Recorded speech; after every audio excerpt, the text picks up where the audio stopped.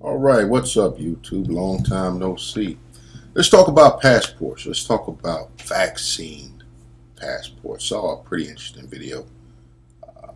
Governor Ron DeSantis was talking about why he didn't believe in vaccine passports. Interestingly enough, he put out some pretty good reasons, but the reason that I don't agree with him is because I don't agree with him is actually for a much different reason. I'll let you know about that later on in the video. But for right now, let's take a look at Governor DeSantis and let's see what he had to say about the vaccines.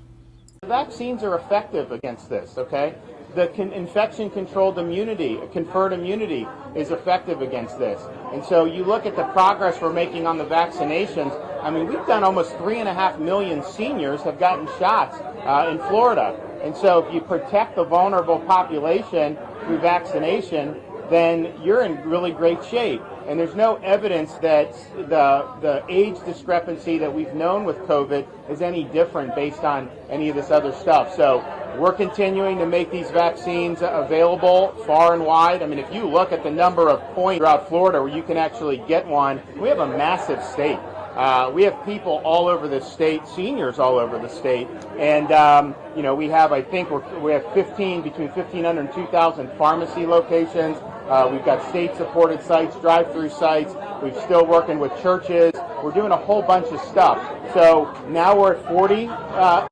I just want to interject here. One of the things I think is important to realize, I mean, this all sounds great. It all sounds wonderful.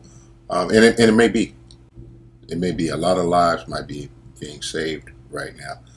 But I just want to remind you that we don't know what the long-term effect of any of this is going to be. All of it's brand new. So we don't have any idea of what's going to happen 3 or 4 years from now from what we're putting in people's arms right now today. Could be, turn out to be one of the best decisions ever made. But then again, the opposite could be true. I think it's just important that we remember that. And we're not too proud of that accomplishment. But let's continue. 40 and above, and you saw some pretty good demand yesterday. It'll probably peter out a little bit. Then next Monday, every adult who wants to get a shot can get a shot. So we're advocating that folks get it, but we're not mandating it for any. And as I said yesterday, we're not going to support any idea of a vaccine passport in Florida.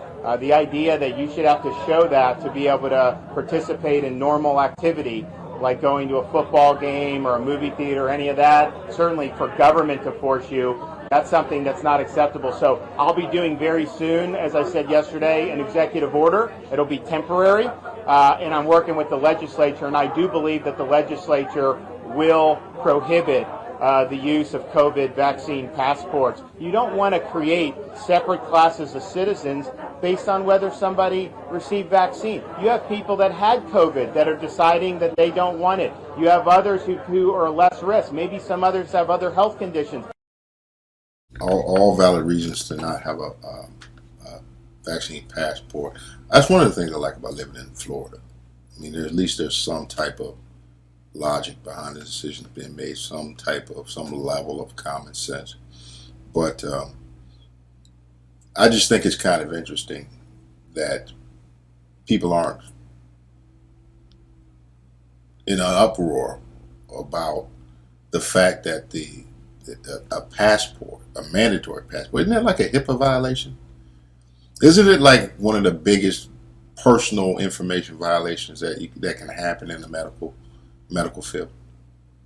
I mean, think about it. To make it mandatory to release your medical status, when for all these years I've seen people lose their jobs, be fired, literally wake up unemployed due to HIPAA violations. That's how serious it is.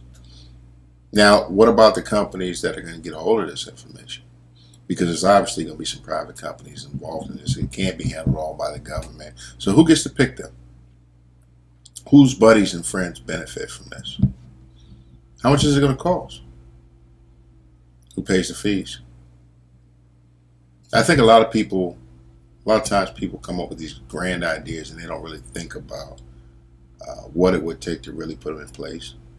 If it's reasonable, if it's fair? Does it really make sense? A lot of times we come to these, we have a bright idea. Somebody has a bright idea. They put it out there. People latch on their support, often based upon their political party affiliation.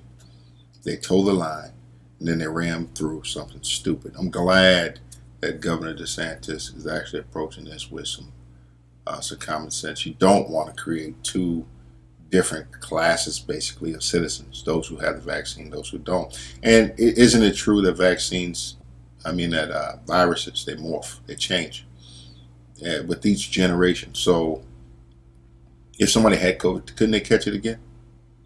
So what good would it be for them to have this passport? And then we'll backtrack for a second. Who is going to administrate this program? How many levels of bureaucracy would there be? How many people's lives would be disrupted unnecessarily and turned upside down because of another government mandate? So that's my reason. That's my main reason. I agree with all the other reasons, but my main reason is I don't need any more government intervention in my life. And I'm sure many of you don't either. It's just too much. It's bad enough. I feel like it's bad enough I have to have a license to go fishing. Right? But I get it. I understand. But I think this is just a little too much. This is a little overboard. Let me know what you think in the comment section, guys. Take care. Peace.